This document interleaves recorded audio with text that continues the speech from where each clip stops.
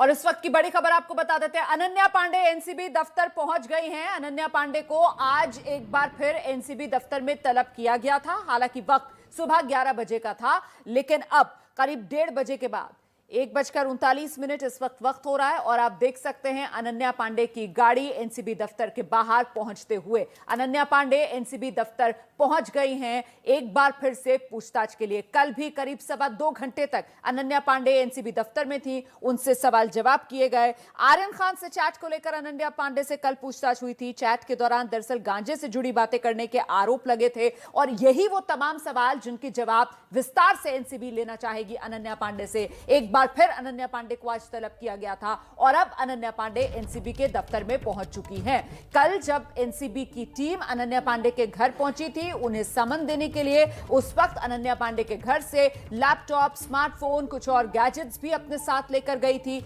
आज अनन्या पांडे से पूछताछ का दूसरा दिन, सीधे आपको लेकर चलते हैं। मेरे साथ मेरे सहयोगी रवि जैन इस वक्त मौजूद हैं। रवि, आज किस तरीके के सवालों का सामना अनन्या पांडे को करना होगा एनसीबी दफ्तर में? जी बिल्कुल, बहुत सारे सवालों का जवाब देना पड़ेगा अनन्या पांडे को, क्योंकि ऐसी खबर एनसीबी के सूत्रों से निकलकर आई थी कि ड्रग चैट में अनन्या पांडे का नाम निकलकर आया है और इसी सिलसिले में उन्हें 11 बजे आज समन किया गया था, लेकिन बाद में ये समय बढ़ाकर 1 बजे कर दिया गया था। और वो यहाँ से जो उनका जो घर है बांद्रा में मोनिशा नामक बिल्डिंग, वहां से वो 1:35 पे वो यहाँ से निकली हैं। तमाम सवाल एनसीबी ने तैयार किए हुए हैं, तमाम सवालों का जवाब उन्हें देना होगा कि वो ड्रग चैट में उनका नाम कैसे आया, वो क्या कहने की कोशिश कर रही थी आर्यन से। और पेडलर से ऐसी भी खबर है कि पेडलर्स के साथ भी उनका नाम आया है ड्रग चैट में। तो ये तमाम सवाल अनन्या पांडे से पूछे जाएंगे कि आखिरकार ये ड्रग चैट का क्या मतलब है और उन्हें इस मामले में क्या कुछ पता है।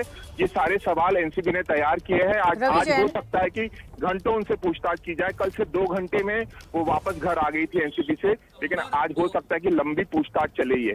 ठीक है रवि, आपसे ये भी जानना चाहूंगी कि कल वो अपने पिता चंकी पांडे के साथ पहुंची थी एनसीबी दफ्तर के लिए। आज जब वो घर से निकली हैं तो क्या उनके पिता उनके साथ हैं, उनके वकील उनके साथ हैं, क्या जानकारी?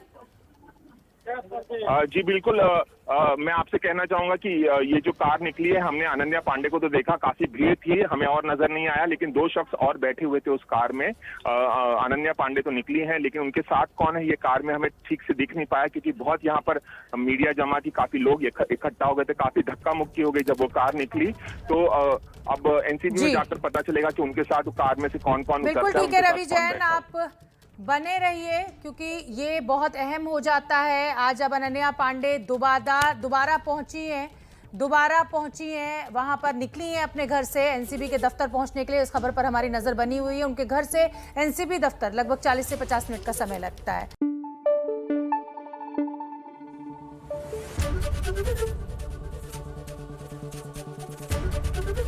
एबीपी न्यूज आपको रखे आगे।